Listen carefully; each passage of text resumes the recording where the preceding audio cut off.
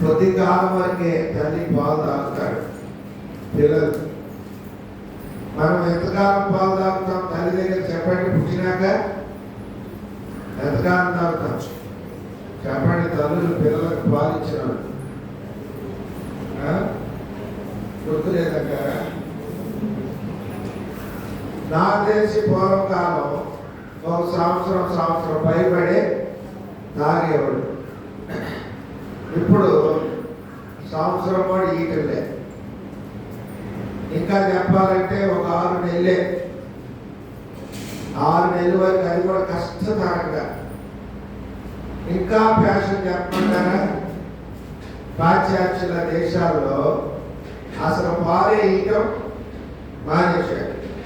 పుట్టిన కాడ నుంచి డబ్బా పాలే. ఇశ్రాయేలీలు పాలు ఎంతకాలం తాగేవారు తెలుసా?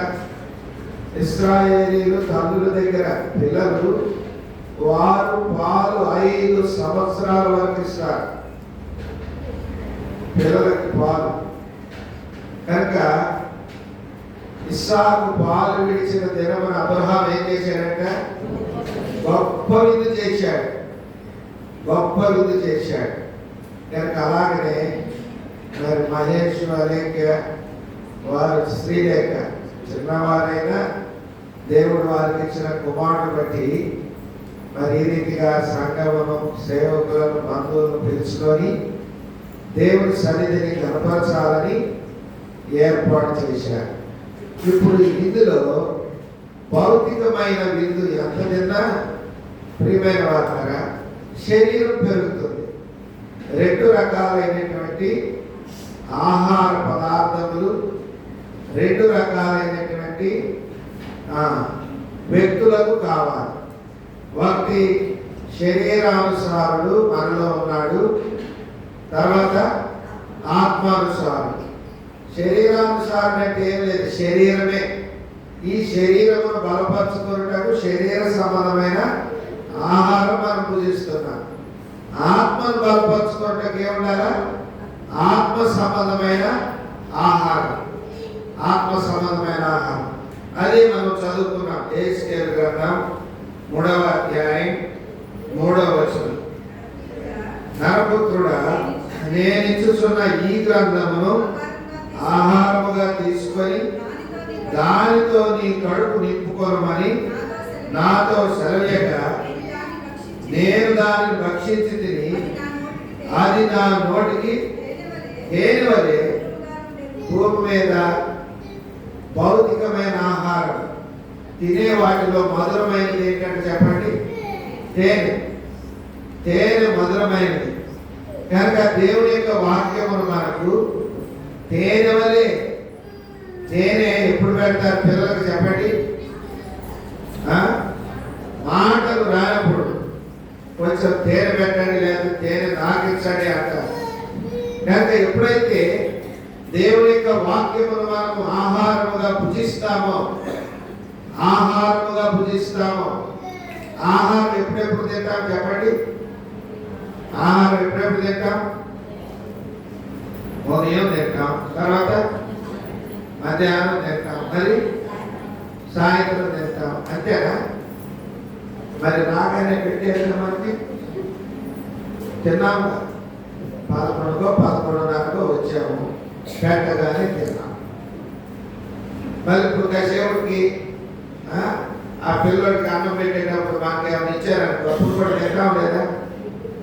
మా పిల్లోడితో పాటు మీరు కూడా తినండి అని బిస్కెట్లు పంచేరే. చూడండి, పంచమని కాదు, పంచుతారు అనుకో. బాగా చెబుతున్నా, పంచేరంటే తీసుకొని తింటాం లేదా? తింటాం. ఆహారముగా భుజించండి అన్నాడు అంటే మనకి ఆకలైనప్పుడల్లా, లేకపోతే మనకి అందుబాటులోనికి ఆహారం వచ్చినప్పుడల్లా, ఆకలి కాకపోయినా మనకు అందుబాటులో వచ్చింది, ఎవరైనా ఏదైనా ఇచ్చారు, మార్గ మధ్యంలో ట్రైన్లో పోతా ఉంటాం, కూర్చొని ఉంటాం, మనతో బ్యాచ్కి పోతున్న పక్కోడు ఆకలి తింటున్నాడు, మనం ఆయన సహోదరులు అని ఏమన్నాడు, మళ్ళీ తింటాం. అలాగా ఆకలైనప్పుడే కాదు, ఆహారము అందుబాటులో ఉన్నప్పుడల్లా ఎలా పూజిస్తామో అలాగున దేవుని యొక్క వాక్యమును ప్రతి ఒక్కరూ భుజించాలి. అది ఎక్కడ ఉంటుందంటే నోటికి తేనె వలె మధురముగా ఉంటుంది. తేనె నోటికి ఏమందిస్తుంది? మాటలను. ఎవరు పెడతారు తేనె? మాటలు రాని వారికి. కనుక ప్రియమైన వారులారా, దేవుని యొక్క వాక్యము మనము ఆహారం వలె తీసుకోవాలి. 3 పూట్ల ఆహారం తీసుకునేది ఎవరో తెలుసా? 3 పూట్ల ఆహారం తీసుకునేది ఎవరు? అది ఏమి చెప్పదు. 3 పూట్ల ఆహారం తీసుకునేది ఎవరంటే పథ్యం చేసేవాళ్ళు. కరెక్ట్గా పొద్దుపూట తయారీ తింటారు. ఇక తర్వాత ఏం పెట్టినా అమ్మో నేను తినకూడదు ఇప్పుడు అంటారు. తర్వాత వాళ్ళకి టయానికి మరి మధ్యాహ్నం ఏం తినాలో అదే తింటారు.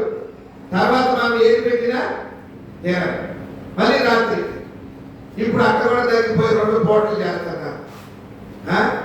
ఇప్పుడు అది కూడా తగ్గిపోయి కొంతమంది ఇంకా రోగం బలమైంది ఉందనుకో, ఎప్పుడు తింటాం? ఒక్కసారి నమ్మకం తినేది ఏడుతో చెప్తాడు, నేను ఒక్కసారి నమ్మకం తినాలి అందుకెట్టు అయిపోదు. అర్థమైందా? అసలేమి తినవాడు, అసలేమి తినవాడు ఎవరు?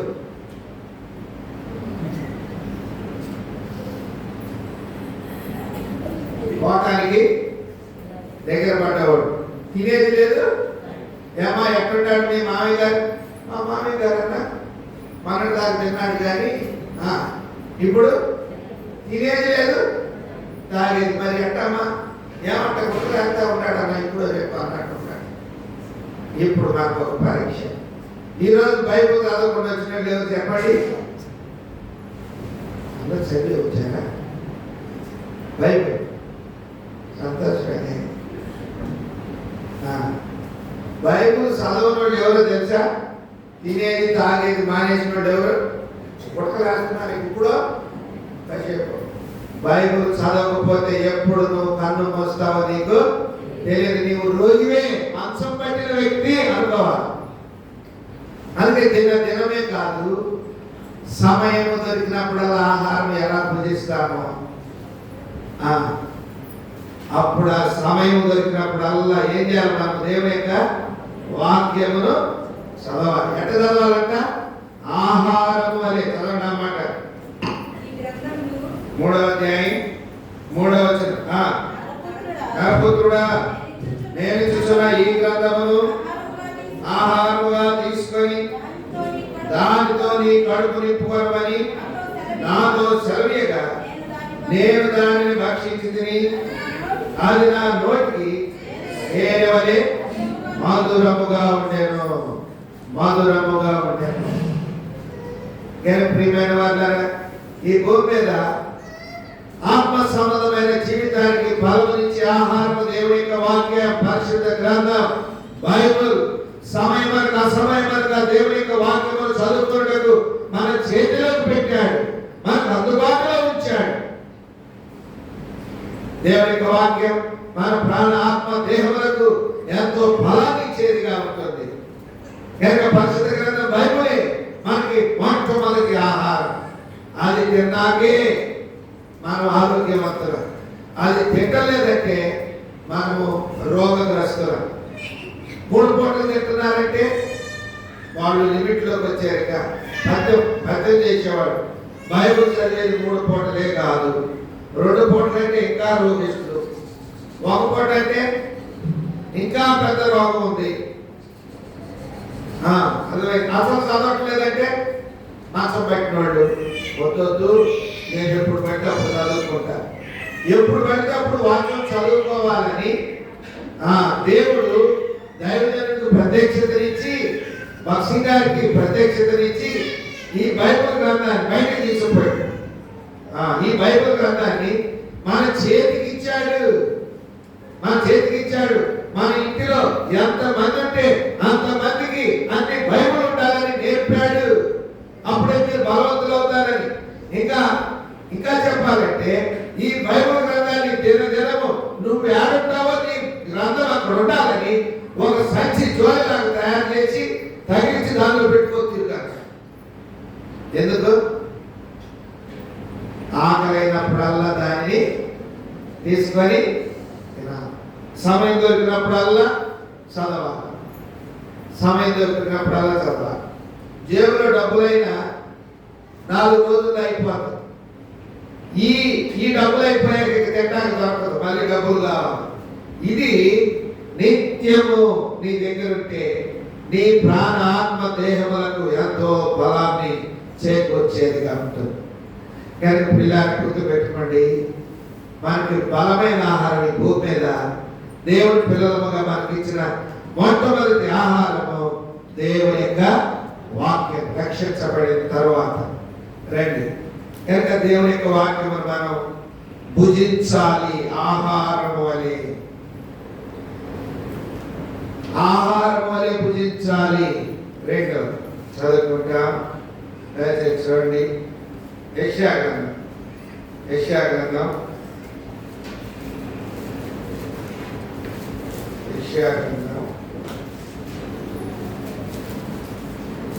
15వ అధ్యాయం 16వ వచనం. యెషయా గ్రంథం 15వ అధ్యాయం 16వ వచనం చదవండి. పక్కన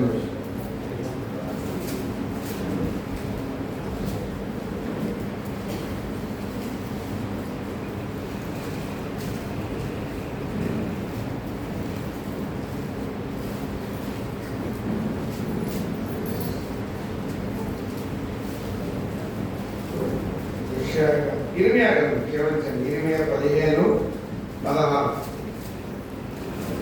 ఇర్మియా గ్రంథం 15:16. నీ మాటలు నాకు దొరకగా నేను వాటిని భుజించి తిని, సైన్యములకు అధిపతియగు యెహోవా దేవా, నీ పేరు నాకు పెట్టబడిన కనుక నీ మాటలు నాకు సంతోషమును, నా హృదయములకు ఆనందమును కలుగజేయుచున్నది.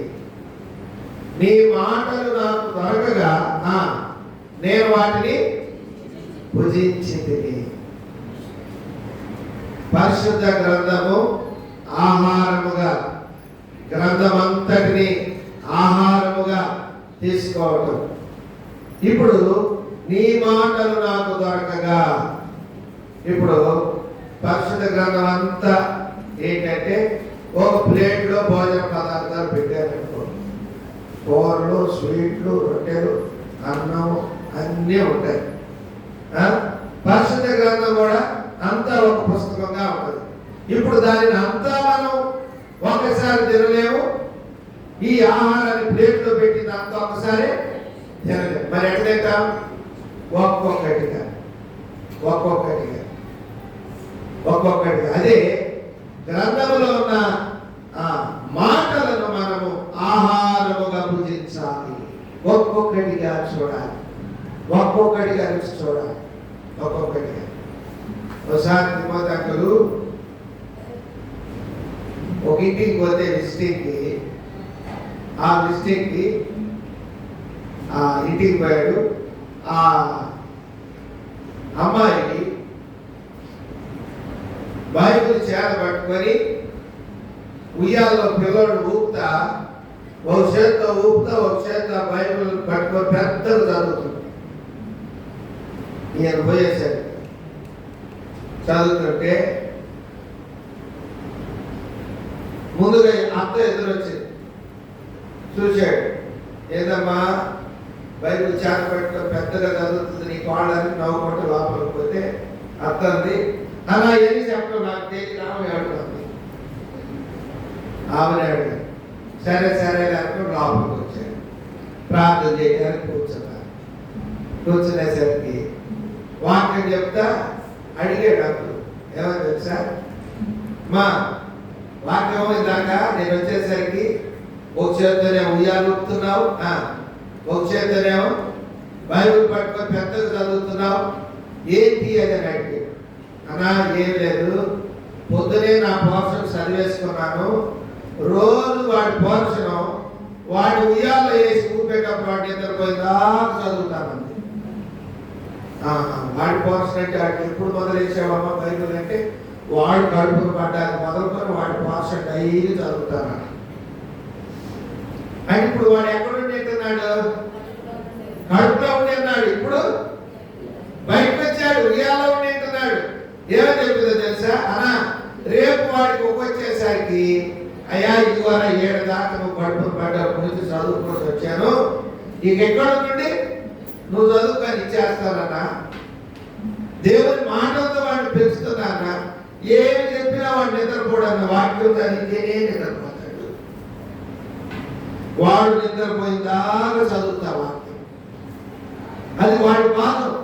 వాడి భాగం అయిపోయేలో వాడు నిద్రపోయే ఉంటాడు. కనుక అర్థమైందా? మాటలు ఒక్కొక్కటిగా మనం ధ్యానించుకోవాలి, ఒక్కొక్కటిగా మనం అర్థం చేసుకుంటూ ఉండాలి, ఒక్కొక్కటిగా ఇతరులకు పంచాలి, ఒక్కొక్కటిగా మనం చెప్పాలి, ఇతరులకు చెప్పాలి. నేను ప్రియమైన వారు, పరిశుద్ధ గ్రంథము ఆహారముగా భుజించు, పరిశుద్ధ గ్రంథములోని మాటలను ఆహారముగా భుజించు.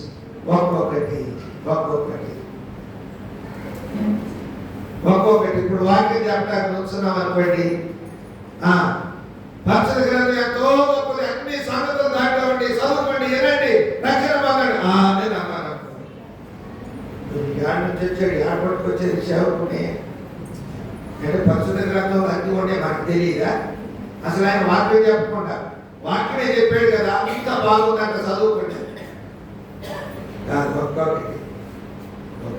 ఇప్పుడు అన్నాలు పెట్టారు అనుకోండి, ఆ గిన్నెల కాడికి అందరూ తిరగలమా? తిరగలేదు. ఏం చేస్తారు? ఇగో మీరు అందరు కాదు, ముందు వరుస కూర్చోండి, మేము దీనిలో ఇక్కడ వండిన పదార్థాలన్నీ ఒక్కొక్కటిగా తెచ్చి మీకు అలాగున్నా బైబిల్ గ్రంథాన్ని ఎప్పుడు కూడా ఒక్కొక్కటిగా ధ్యానించాలి, ఒక్కొక్కటిగా అర్థం చేసుకోవాలి. ఒక్కొక్క వ్యక్తిని గురించి ధ్యానించు, ఒక్కొక్క వ్యక్తిని గురించి ధ్యానించు, ఒక్కొక్క పుస్తకాన్ని ధ్యానించు. ఆదికాండం ఆరంభం నుండి ఆదికాండం చివరి వరకు ఏం చెప్తుంది? ఒక్కొక్క అధ్యాయాన్ని ధ్యానించు. ఇప్పుడు కాదండి, ఎక్కడ ఉంటుందంటే అది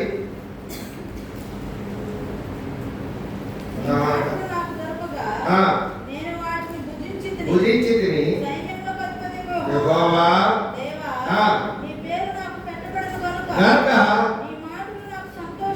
నీ మాటలు నాకు సంతోషమును నా హృదయమునకు.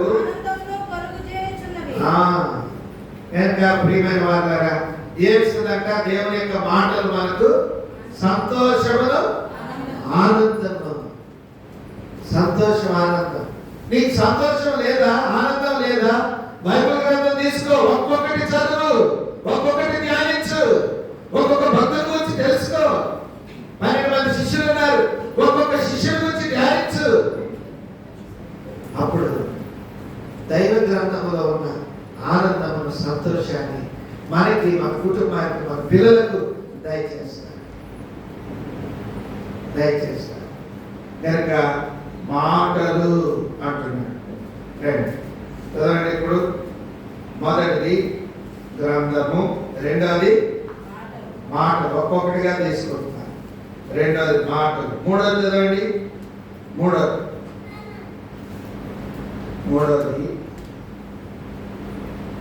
మొదటి పేతురు 2వ అధ్యాయం.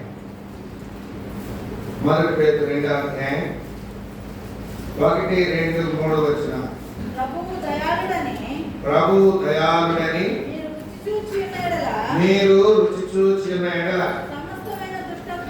సమస్తమైన దుష్టత్వమును, సమస్తమైన కపటమును, వేషధారణను, అసూయను, దోషణ మాటలను మాని క్రొత్తగా జన్మించిన శిశువులను పోలిన వారై. ఏ వాక్యం అంట? నిర్మలమైన వాక్యం. ఇప్పుడు ఒక్కొక్క మాట మనం ధ్యానించాం, ఈ వాక్యాన్ని ఒక్కొక్క మాటగా ధ్యానించాం. ఇప్పుడు దీనిలో నిర్మలత్వం బయటపడింది. ఎవరి చరిత్ర నిర్మలముగా ఉంది, ఎవరి చరిత్ర కలుషితంగా ఉంది. ఎవరు తమ జీవితాలను కాపాడుకున్నారు, ఎవరు తమ జీవితాలను పాడు చేసుకున్నారు. కనుక ప్రియమైన వారా, నిర్మలత్వము బయలుపరచబడుతుంది. నిర్మలముగా అప్పుడు ఏది చేయాలి, ఏది చేయకూడదు, ఏది తినాలి, ఏది తినకూడదు, ఎక్కడికి వెళ్ళాలి, ఎక్కడికి వెళ్ళకూడదు అనేది బోధపడుతుంది. అందుకే ప్రతి ఒక్కరు ఈ వాక్యాన్ని తీసుకోవాలి. ప్రతి ఇంటిలో ఈ వాక్యం ఉండాలి. ప్రతి ఒక్కరి చేతిలో ఈ వాక్యం ఉండాలి. వాడు నిర్మలుడు కావాలంటే ఈ వాక్యం చదువుతా వస్తా ఉంటే, చరిత్ర చదువుతా ఉంటే, సంగతులు తెలుసుకుంటా ఉంటే, పూర్వీకులను గురించి దేవుని యొక్క వాక్యం చదువుకుంటూ వస్తుంటే, ఒక్కొక్కరి చరిత్ర ఎట్లా ఆరంభమైంది, ఎట్లా ముగించబడుతుందో అర్థమైపోతా ఉంటుంది. అబ్రహాము చరిత్ర ఎట్లా ఆరంభించబడింది, ఎట్లా ముగించాడు.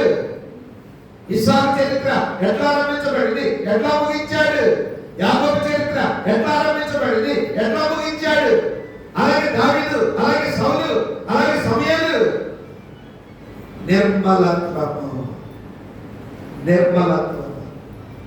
కానీ ప్రియమైన వారులారా, ఒక వ్యక్తి మొదట నిర్మలుడు కావాలంటే వాక్యం కావాలి. పూర్వకాలం వీళ్ళు ఈ రీతిగా జీవించారు. ఈ వ్యక్తి యొక్క ఆరంభం సౌలు ఉన్నాడు. ఈ సౌలు యొక్క ఆరంభం బాగానే ఉంది. కొనసాగింపులో మార్గం తప్పాడు. దేవుని చిత్తాన్ని వైదొలిగాడు. ముగింపు సరిగా లేదు. నేను కూడా సౌలు వలె ఉండకూడదు కదా. దేవుడు ఏర్పాటు చేసుకున్నాడు. దేవుని బిడ్డని అని చెప్పని ఇష్టం వచ్చినట్టుగా ప్రవర్తిస్తే దేవుడు నన్ను కూడా తృణీకరించవచ్చు, నన్ను కూడా త్రోసివేయచ్చు, నన్ను కూడా ప్రక్కన పెట్టేయచ్చు. కాబట్టి సౌలు ఈ రీతిగా అయ్యాడు కనుక నేను ఈ రీతిగా అవటానికి వీలు. ఈ నిర్మలత్వము దేవుని వాక్యం ద్వారా కలుగుతుంది తప్ప వేరొక రీతిగా నీవు నిర్మలుడిని చేసుకోలేవు. చూసినంత కావాలంటాం, వినదంతా ఇంకా చెప్పు అంటాం. కావాల్సినంత ఇది నాకు కావాలి అదుపు లేకుండా, తృప్తి లేకుండా ప్రవర్తిస్తూనే ఉంటాం. ఎప్పుడైతే దేవుని యొక్క వాక్యం దగ్గరికి వస్తామో అప్పుడు దేవుని యొక్క వాక్యం నిర్మలత్వంలోకి నడిపిస్తుంది.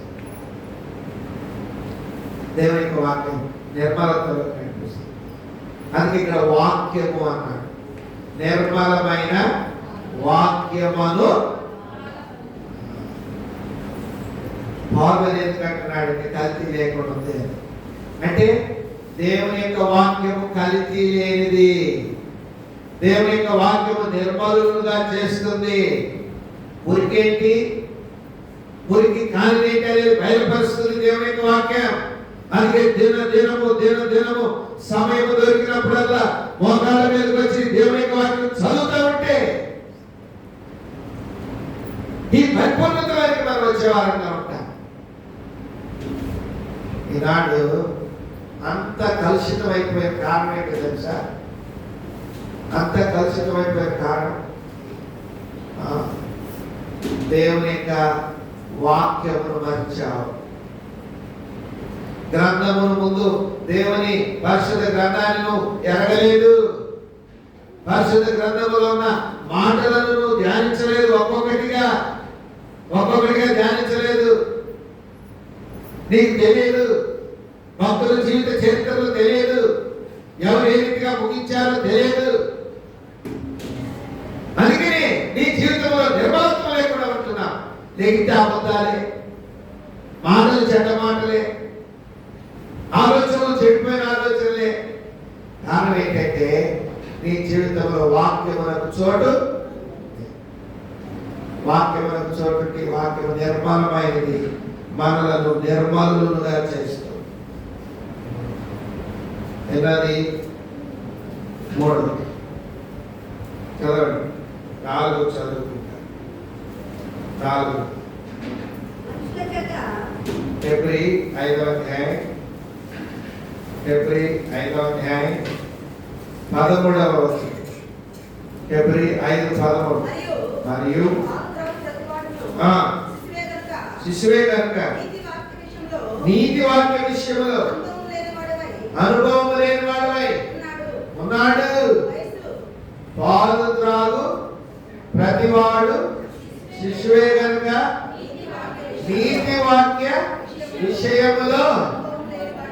ఏ వాక్యం అంటే నీతి వాక్యం. నీతి వాక్యం. ఇప్పుడు చదువు అనుభవం లేని వాడై ఉన్నాడు.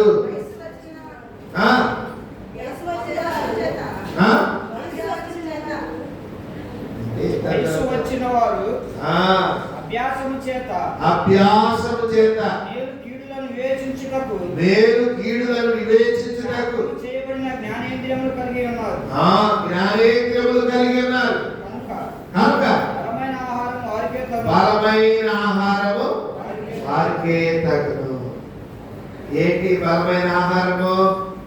నీతి వాక్యము. చెప్పండి, నీతి వాక్యం. సంఘములో ఎవరు బలంగా ఉంటారు చెప్పండి? నీతి వాక్యము, నీతి కలిగినటువంటి వారు సంఘములో బలమైనటువంటి వారు, దేవుని దృష్టిలో బలమైనటువంటి వారు, నీతి వాక్యం కలిగినటువంటి, నీతి కలిగిన వారు. నీతి నిబద్ధత, నీతి నిబద్ధత. నీతి వాక్యము కానీ ప్రియమైన వాక్యంగా బలమైన ఆహారం వారికే. వాక్యం చదువుతూ, వాక్యం వింటూ, ఒక్కొక్క మాట ధ్యానించుకుంటూ ఈ నిర్మలమైన వాక్యాన్ని దినము చదువుతూ ఉంటే అప్పుడు మనం బలపరచబడతాం. నీతిలోకి వచ్చేస్తాం. నీతి ప్రవర్తనలోకి వస్తాం. నీతి కలిగిన మాటలు, నీతి లేకుండా ప్రవర్తించావు, నువ్వు బలవంతుడు. ఎవరు బలవంతుడు? ఎత్తుగా ఉన్నవాడు, లావుగా ఉన్నవాడు, వాడు బలవంతుడుగా.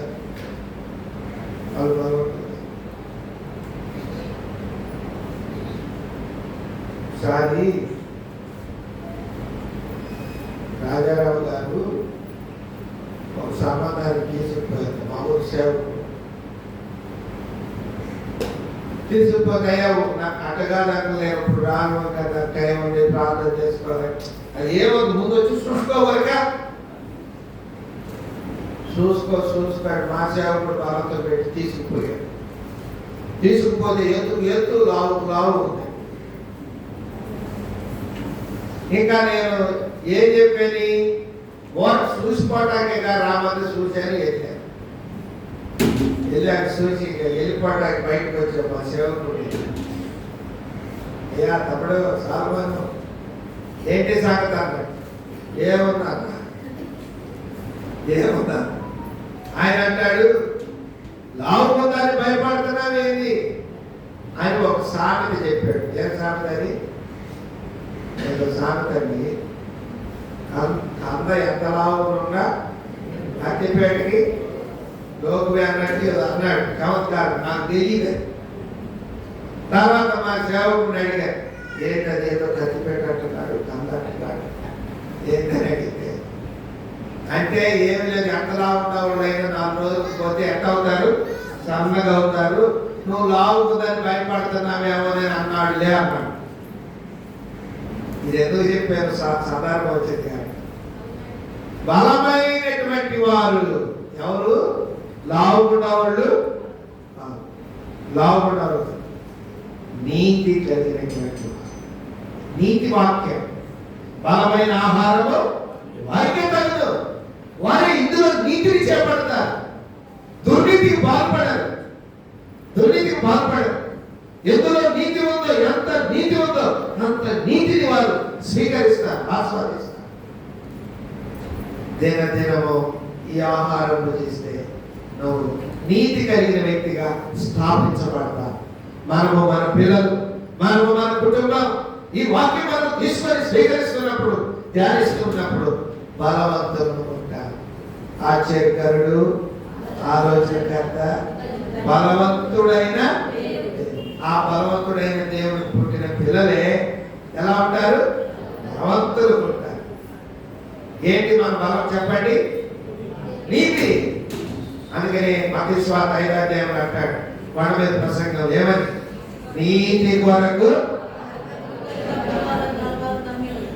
కనపడి చెడిపోయిందంతా తిరిగి కడుపు నింపుకునేవాడు నీతి కలిగిన వారు కాదు. నీతి కలిగిన వారు అంటే చేయరు. నీతి కలిగిన వారు అంటే చేయరు. నీతి కలిగిన వారు దుర్నీతికి పాల్పడరు. నీతి కలిగిన వారు నీతి కొరకు ఆఖరి దప్పుకలు కలిగి ఉంటారు. దుఃఖనీతి వాళ్ళ కొరకు ఆశపడినట్టు దేవా నీ కొరకు నా ప్రాణము ఆశపడుతుందని భక్తి గారు పెద్ద వర్తమానం. అది యూట్యూబ్ ఆన్లైన్లో కూడా పెట్టినట్టుంటారు. నేను క్యాసెట్లో విన్నాను. సీడీ కూడా కొనుక్కొని చాలాసార్లు ఇంట్లో పెట్టుకొని విన్నాను. భక్తి గారు చెబుతాడు దీనిని గురించి చెప్తూ నీటిని బయలుపరచడానికి దుప్పి నీటి వాగుల కొరకని మాట్లాడతాడు. దుప్పి ఆహారము తినాలంటే పాలు జలమును చూసుకుంటుందంట. ఏం జలాలు? పాలు జలాలు. ప్రవహించే జలాలు ఎక్కడ ఉండేదో అందుబాటులో చూసుకొని అప్పుడు ఆహారం తిని నీళ్లు తాగింది. అంతేగాని పుట్టల్లో నీళ్లు, చెరువుల్లో నీళ్లు, తర్వాత వర్షం పడి అక్కడెక్కడ నిలుస్తాయే పుట్టల్లో, చేపల్లో, ఆకుల మీద, అడవిలో అట్లాంటి నీరు అది ముట్టుకోదు.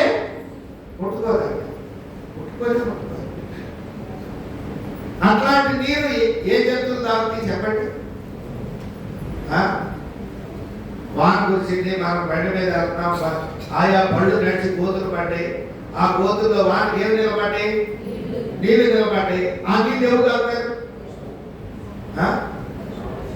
పశువులు కూడా అన్ని గర్భాల తాగు. ఒక్క తొందరగా తాగు. అది యాడ పెడతాడు నీళ్లు దానికి తప్పికైనట్టు ఏమి నీరు, ఇది తాగొచ్చా తాగకూడదు అనే ఆలోచన దానికి కలగదు. అది గలుపుతా ఉంటుంది. యాడ నీళ్లుంటే అక్కడ గలుపుతారు.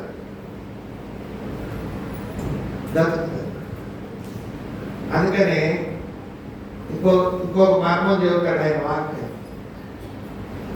పాలు జలములు ఎవరు? పాలు జలములు ఎవరు తెలుసా? పంపబడిన సేవకులు. పాలు జలముల వంటి వారు. నేనేదో గుడి కట్టుకొని నేనేదో ఓ 10 మందిని సమకూర్చుకొని నా మాట చమత్కారంతో నేను ఇక్కడ స్థిరంగా ఉన్నాననుకో, ఇది నేనే కట్టుకున్నానుకో, నేను పాలు జలములను పోలిన వాడను. అందుకనే సంఘ ప్రత్యక్షతలో భక్తి గారికి సేవకులు వచ్చుచు పోవచ్చు ఉంటారు. వారు పాలు జలముల వంటి వారు. ఎంత అర్థం చేసుకోండి. నీతి వాక్యము వారికే తగును. ఎవరికి తగును? బలమైన వారికి. ఎవరు బలవంతులు అంటే సంఘంలో చెప్పండి. దేవుని యొక్క వాక్యమును చదువుతూ, వింటూ, ధ్యానిస్తూ ఇందులో నీతిని స్వీకరించి ఆ నీతిని అవలంబింపజేస్తారు, ప్రాక్టీస్ లో పెడతారు. ఆ నీతి కలిగి నడుచుకుంటారు దేవుని ఇంటిలో. వారి యొక్క వ్యక్తిగత జీవితంలో వారి బలవంతుడు. అట్లు బలవంతుడుగా ఎదుగునట్లు దేవుడు వారికి ఇచ్చిన కుమారుడు ఏం పేరు?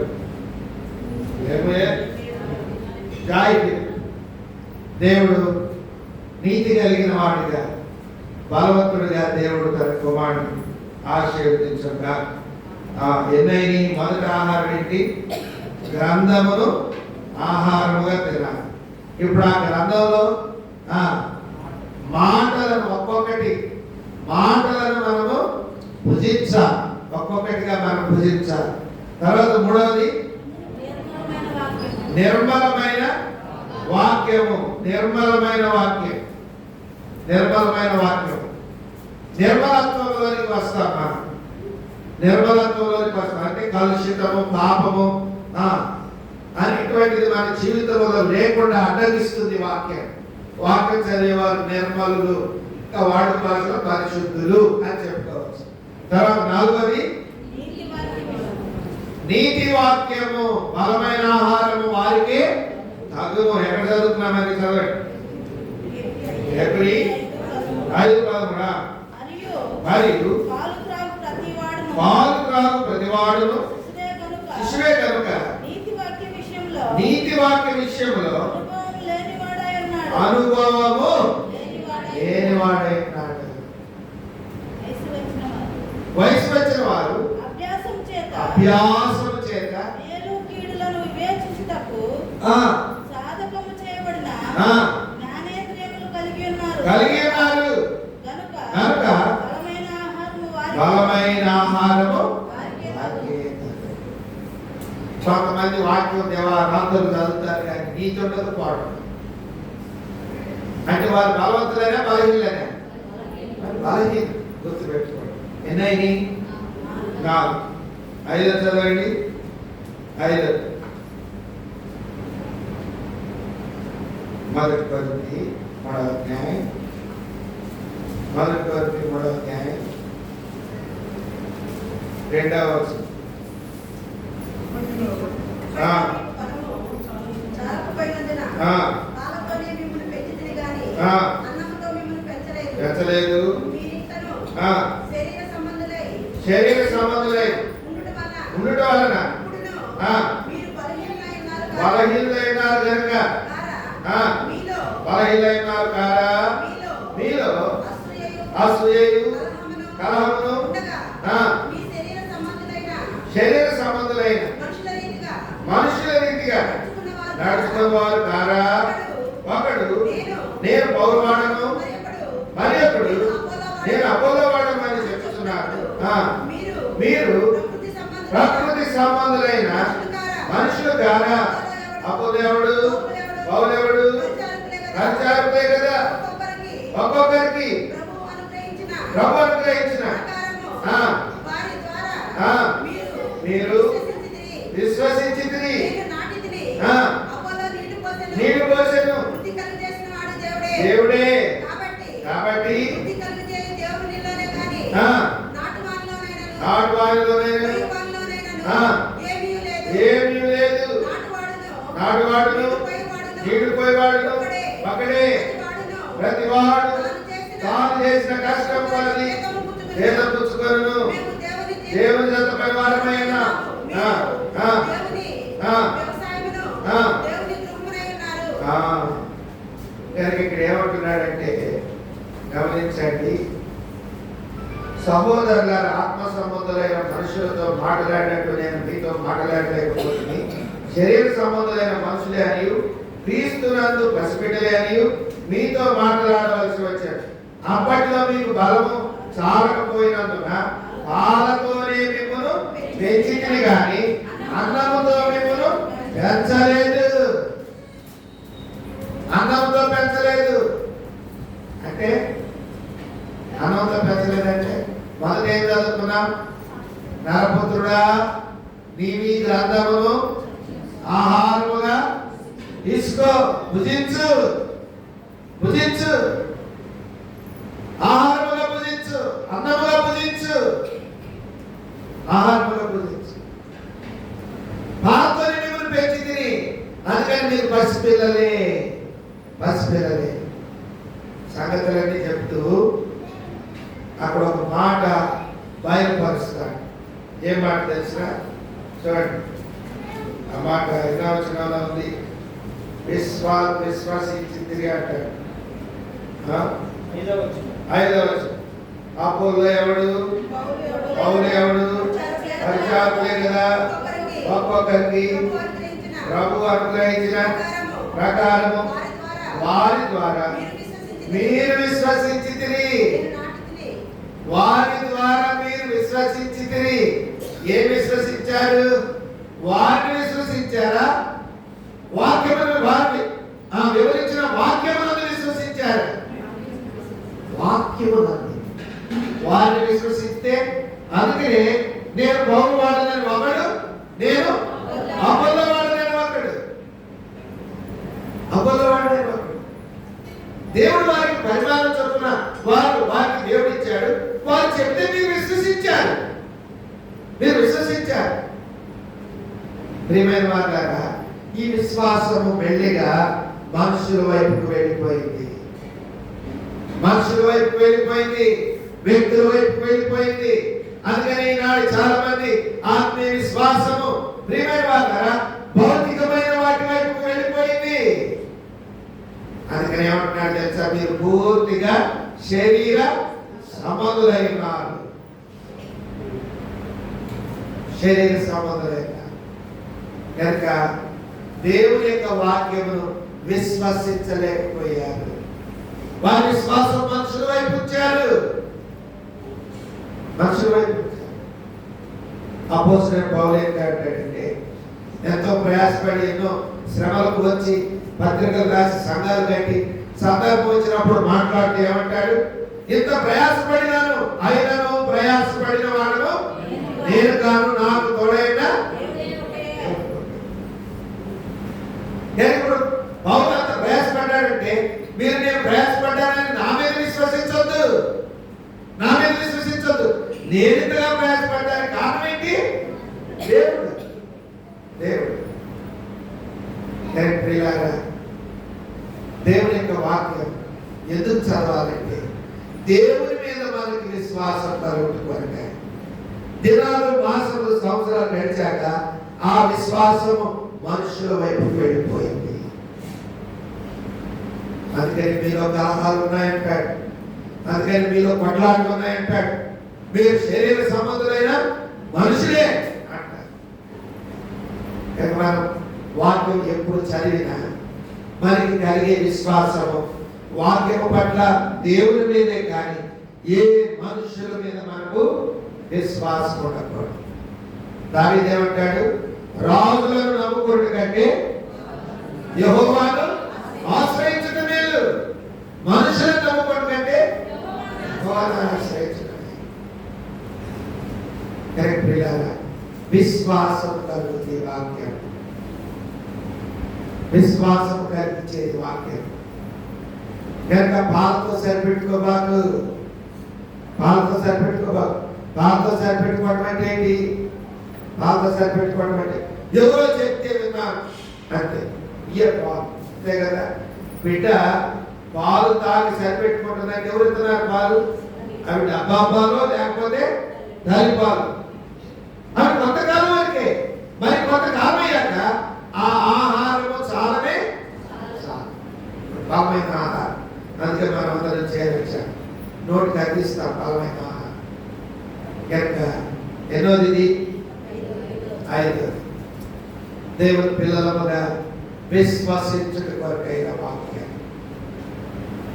దేవుని వాక్యం మీద మనకు విశ్వాసం కలుగుతుంది. అందుకనే ఈ వాక్యం మనకు విశ్వాస వాక్యం అని పేరు. ఆ మాట ఉంటుంది, విశ్వసించు వాక్యము, విశ్వాస వాక్యం. మరొక మాట చదువుకుంటా.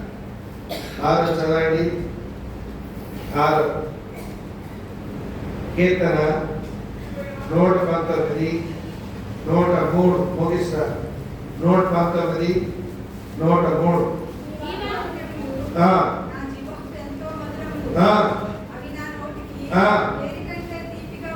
దేని కంటే తీపిగా ఉన్నవి, వివేకము కలిగెను. చాలు. నీ వాక్యము నా నోటికి తగిలిన జీవహం ఎట్టుందంట? మధురము. దాని వలన నాకు వివేకము కలిగెను. ఎందుకు చదవాలి వాక్యాన్ని? ఎందుకు చదవాలి ఈ వాక్యము? నీ జీవహకు మధురం అంటే ఏంటి? జీవహం అంటే నాలుక. నాలుక నాలుక రుచిని తెలుపుద్ది. నాలుక అదుపులో ఉండాలంటే దేవుని వాక్యం చదవాలి. లేకపోతే నీ నాలుక అదుపులో ఉండదు. ఎంతటి మాటలు మాట్లాడుటకైనా అది వెనకాడదు. అది అవయవములలో చిన్న అవయవమైనప్పటికీ దాని గురించి ఏం రాసి పెట్టాడు? అది బహుగా అదిరిపడుద్ది. అది బహుగా అదిరిపడుద్ది. ఎవరు అదిరిపడేది? వివేకము లేనివాడు. వివేకము లేనివాడు అవివేకి. అందుకే వాళ్ళు అదిరిపడతా ఉంటారు, అటు వాళ్ళు అదిరిపడతా ఉంటారు. వాక్యం చదివితే అది నీ జీవులకు మధురం ఇస్తుంది. సామెతలు అంటాడు, నోటిని నాలుకను భద్రం చేసుకున్నవాడు శ్రమల నుండి తన ప్రాణములు కాపాడుకుంటారు. నోరు నాలుగు అదుపులో ఉండాలంటే ఎవరు కొంట చెప్పండి?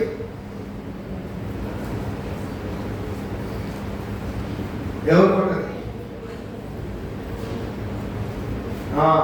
జాయి పిలుపు, లేబోయేలు జాయి పిలుపు, నాలుగా నోరు. వాడు పెద్దవాడయ్యా అదుపులో ఉండాలి అంటే వానికి ఏమి ఇవ్వాలి చెప్పండి? వాక్యం ఇవ్వాలి. వాక్యం ఇవ్వాలి. ఆ వాక్యం చదువుకోవడం వలన, ఆ వాక్యం ధ్యానించుకోవడం వలన, ఆ వాక్యం తన నాలుకకు జీవాలకు మొదలు ఇస్తుంది. అప్పుడు ఏం మాట్లాడాలో ఏం మాట్లాడకూడదు, తన నాలుకను ఎంతవరకు అదుపులో పెట్టుకోవాలో ఆ రీతిగా అదుపులో ఉంచుకుంటాడు. ఆయనకి అదుపులో ఉంచుకుంటాడు. ప్రియమైన వారు, ఒక ఆయనకి జబ్బు చేసి, ఏం జబ్బు తెలుసా? నాలుక జబ్బు. నేను సేవ చేసాం, అక్కడ సగం పెద్ద ఆయన ఉన్నాడు. ఇప్పుడు 70 ఏళ్ళు ఉంటాయి. ఆయన జబ్బు నాకంటే తెలిసిందంటే వెళ్ళి కొత్తలో భోజనానికి కూర్చున్నాను కదా, భారత గారు సహోదరు నా పక్కన వచ్చి కూర్చున్నారు. ఒకరోజు ఆయనే వచ్చాడు నా పక్కన కూర్చున్నాడు. కూర్చొని ఏది పెట్టినా ఇదో అంటున్నా. ఏం తింటాను, ఏం తింటా అలా నేను అంత పేరు చేసుకొని తింటా అన్నాను. అరే మరి పదార్థాలను ఇవన్నీ వద్దారా? ఇదేంటి ఇవన్నీ వద్దు? అయ్యో అంటున్నా. ఏమైందా ఎందుకు వద్దంటున్నా అంటే నా నాలుగు జబ్బు చేసిందన్నా. మరి చూపించుకోలేదా? ఓయమ్మ ఇప్పుడేం చూపిస్తున్నాను. నాలుగు జబ్బు చేసినకపోతే అందరూ ఏ చేస్తున్నారు కానీ ఆ నాలుగు జబ్బు రేయి పొగులు ఎన్ని తిన్నా, ఎన్ని మందులు తిన్నా, ఎంత చేసినా ఎప్పుడు పూసిన నాలుగు పూసినట్టే ఉంటాను. చూపించాడు. అయ్యో ఎట్లా మరి బాధపడతానే ఉంటాను. ఏదైనా తిన్నానంటే నాలుకకు అగ్ని పెట్టినట్టు మంట. అందుకని అసలు లేకపోతే నేర్చలేకపోతానని అప్పుడప్పుడు అగ్ని పెట్టినట్టు తింటాడు. అప్పుడప్పుడు తింటాడు, పదాలు తిన్నాడు. ఎందుకు చెప్తున్నా అంటే నాలుకను అదుపులో పెట్టేది కూడా ఏంటంటే చెప్పండి, వాక్యం. నీ మాటలు నాకు దొరకగా నేను వాటిని ఏమంటా, నీ వాక్యము నా నోటికి ఎంతో మధురం, నా జీవకు మధురము. దేనికంటే తీపిగా ఉన్నది. ఇప్పుడు తేలికంటే తీపుకోండి అంటే తేలి తినాలంటే నాలుగు ఎక్కడంటే చెప్పండి. తేలి తినాలంటే బాగా అన్నం తొలగినట్టు అటు తిరుగుతా, లోపల తిరుగుతా. ఎముకలు తొలగినట్టు గట్టిగా ఆ ఎముకకి ఇది సాయం చేస్తా పళ్ళకి అందుతుందా? లేదు. ఈ తేనె ఎంత తింటుందంటే దానికి ఒకటే తిట్టడం చేస్తాం. ఇక అంతే, గది పడేది ఎక్కేది. ఇక అది తిన్నంతసేపు. అందుకనే నా జీవకు అది ఎంతవరకు మాట్లాడాలో అంతవరకే మాట్లాడాలి. అర్థం చేసుకోండి. ఒకటి చెప్పి ముగిస్తాను రైట్. అందుకే మనము దేవుని యొక్క వాక్యం తీసుకొని స్వీకరించి చదవడం మాత్రమే కాకుండా మన పిల్లలకు కూడా ఈ వాక్యం ఇవ్వాలి. చివరిగా 7 యోహాను సువార్త 6వ అధ్యాయం. యోహాను సువార్త 6వ అధ్యాయం చదవండి.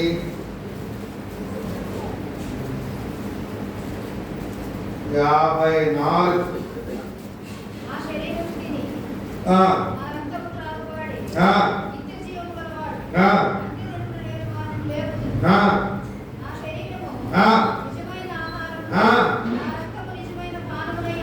నిజమైన ఆహారం అని రాసింది ఒక్క చోటే. నిజమైన ఆహారం. ప్రియులారా, పరిశుద్ధ గ్రంథం బైబిల్ను మనము భుజిస్తూ ఉంటే, మనము చదువుతూ ఉంటే నిజమైన ఆహారం ఏంటో బయలుపరిచింది బైబిల్. నిజమైన ఆహారం ఏంటంటే, నిజమైన ఆహారము నా శరీరము నా రక్తం. దాన్ని తినాలంటే కావలసిన క్వాలిఫికేషన్స్: మారు మనసు, పాప క్షమాపణ, రక్షణ జీవితం, పరిశుద్ధ జీవితం. అందుకనే ఆ శరీరం ఆ రక్తం కనకొచ్చేసరికి ఏమంటాడు? ప్రతి మనుషుడు తాను తాను పరీక్షించుకోవలేను. అలా చేసి ఆ రొట్టెను తిని తనను తాను పరీక్షించుకునే అనుభవం వచ్చేస్తాడు. నిజమైన ఆహారంలోకి వచ్చేస్తాడు. ఏది నిజమో కాదో ఎరుగుతాడు. ఏది సత్యమో కాదో ఎరుగుతాడు. ఇంకేమంటాడు? అంత్య దినమున నేను వారిని లేపుదును. నా శరీరం తిని నా రక్తము త్రాగువాడు ప్రభువచ్చు వరకు ఆయన మరణములు ప్రచురించుదురు. దేవుని గురించి ప్రకటిస్తా, దేవుని గురించి ప్రకటిస్తా, గొప్పగా ప్రకటిస్తా. ఎవరు తర్పిస్తారు చెప్పండి? దేవుని వాక్యం. దేవుని యొక్క వాక్యం.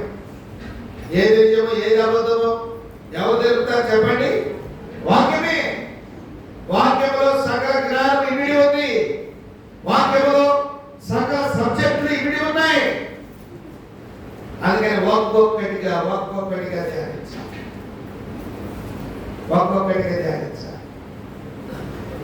మేము ఒక చోట సేవ చేస్తున్నప్పుడు విజయవాడ దగ్గర బైబిల్ స్టడీకి ఇండిపెండెంట్ హాస్టల్ వచ్చేవాడు.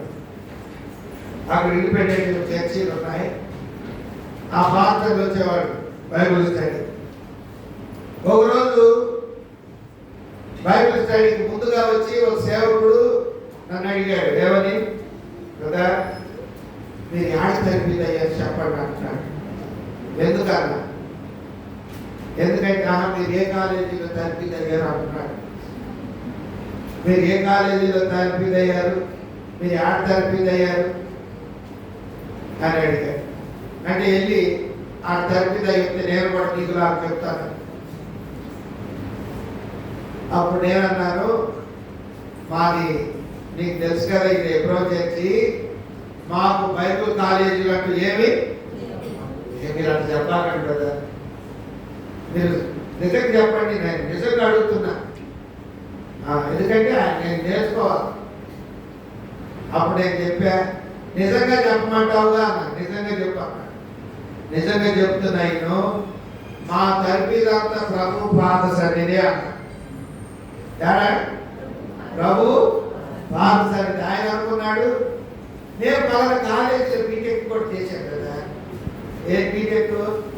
బైబిల్లో బీటెక్ చదివాడంట. బైబిల్లో బీటెక్ చదివాడు. మాకు ఏ టెక్కులు ఉండవండి, అంతా లోటెక్కే. తరిపీదని పోతే ఏమంటారు తెలుసా? చీపురు పక్షికిస్తా. ఇంకా తరిపీదని పోతే ఇంకా నీ గదిలోనే పెట్టుకో, పెనాయి డబ్బా కూడా చెబుతా. ఇంకా ఆయన కొడుకునే గదిలోనే పెనాయి డబ్బా, చీపురు, బకెట్. ఇదేనండి మా తరిపీలు. ఎక్కడా కూడా ఎదురు నిలబడకూడదు, కళ్ళిప్పి క్లియర్గా చూడకూడదు. అది మా తరిపీ. ఆయన ఇప్పుడు చెప్పు నీకేం కావాలని. అవునా బ్రదర్? మీరు బెంగళూరు కాలేజీలో బెంగళూరు స్టడీ చేసి వచ్చేయడమని మాకే స్టడీ. మేము ప్రభు సన్నిధిలోని నేను పెరిగాను. ఎందుకు చెప్పారంటే, నా శరీరం తిని నా రక్తము త్రాగువాడు నిత్య జీవము. వాడు ప్రభుత్వం ఆయన మరణములు ప్రచురిస్తారు. సేవకే కావలసిన లేదు, మన విశ్వాసులు కూడా దేవుడి గురించి ప్రకటిస్తారు. ఎటు పైన ఒక పత్రిక, ఒక పుస్తకం, ఎటు పైన ఒక నోటి నుండి సాక్ష్యం అందిస్తూ ఉంటారు. అంత జ్ఞానం సంపద సర్వోన్నతిలోకి నడిపించేది ఏంటంట? దేవుని వాక్యం. దేవుని వాక్యం. అందుకే మనం దేవుని వాక్యం ఎప్పుడెప్పుడు చదవాలి చెప్పండి? ఎప్పుడెప్పుడు చదవాలి? సందేహం అవుతున్నారు. ఎప్పుడెప్పుడు చదవాలంటే ఏం చెబుతున్నారు? సమయం ఉన్నప్పుడల్లా. సమయం ఇప్పుడు అందరం లేచి నిలబడి పాట పాడుకున్నాం, అందరికి టీ ఇస్తారు, తాగున్నాం, ఇంత ఇస్తారని ఇయ్యలే చెబుతాం. ఒక మధ్యలో టీ కూడా ఇచ్చారు, వద్దంటామా? రెండు దాగోళ్ళు ఒక్కొక్కడు గొప్ప ధర కూడా తాగుతారు. ఇంటి పక్కన కలిసి తాగడానికి నీ కలిసి బాధ పట్టు ఇటుపోయి ఇటుపోయి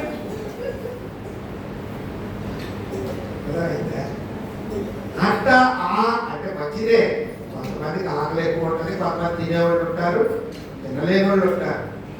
ఆ రీతిగానే భౌతికమైన ఆహారముకు ఆతృత ఉన్నట్లు దీని విషయంలో కూడా ప్రతి ఒక్కరికి ఉండాల ఆతృత ఉండాలి. ఆతృత ఉండాలి. అయ్యో వాక్యం అయిపోతే సమయానికి పోవాలి. ఆతృత. ఒక ఆయన బాధ్యత గారి సహోదరుడు అయ్యింది. మేము సేవ చేసి వచ్చాము. ఏడు కాదు లేకపోయింది. మేము సేవ చేసి వచ్చిన సాయంకాలం సువార్త కొడుకు వచ్చాడు. పొద్దున కూడా రాలేదు ఏంటన్నా, పొద్దున్నే ఫోన్ చేశాక వస్తున్నాను అన్నావు, మరి మందిరానికి ఆరాధనకు రాలేదు ఏంటంటే ఏమన్నాడు తెలుసా? అన్న అబ్బాయి వద్ద కూర తీసుకొచ్చాడు. ఏమేం చేసిందంటే వచ్చా వండుకుందా వెంట వండి పెట్టి.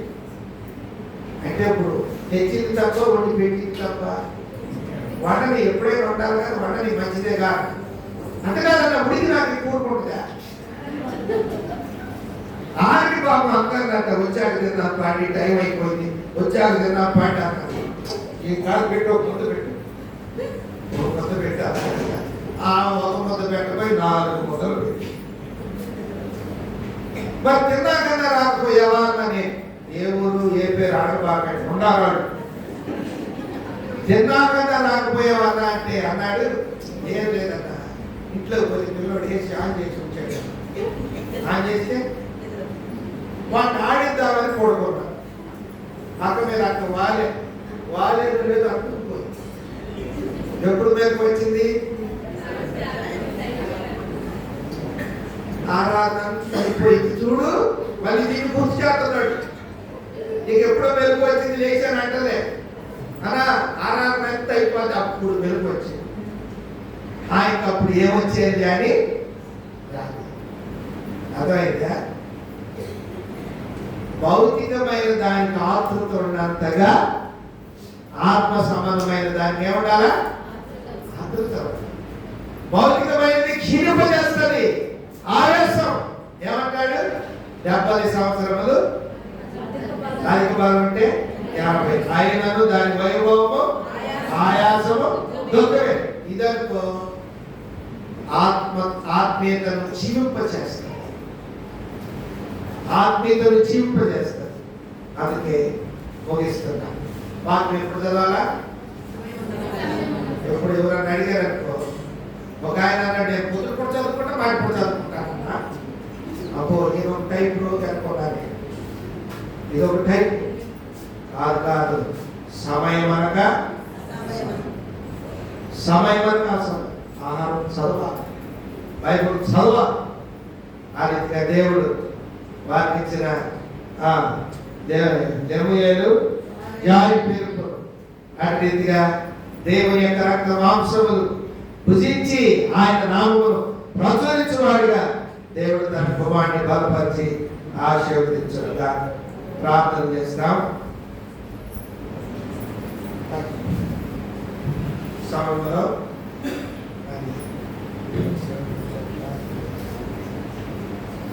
ఒక సేవకుడు విత్తబడిన వాక్యానికి దేవుడు ఆశీర్వదించినట్లు విన్నవారి హృదయాల్లో క్లుప్తంగా ప్రార్థించండి. ఆ తర్వాత స్త్రీల సాక్షి కొన్ని మాటలు, కొద్ది నిమిషాలు తర్వాత మనం కుమారుడికి అన్నం పుట్టించి ముగించుకోండి.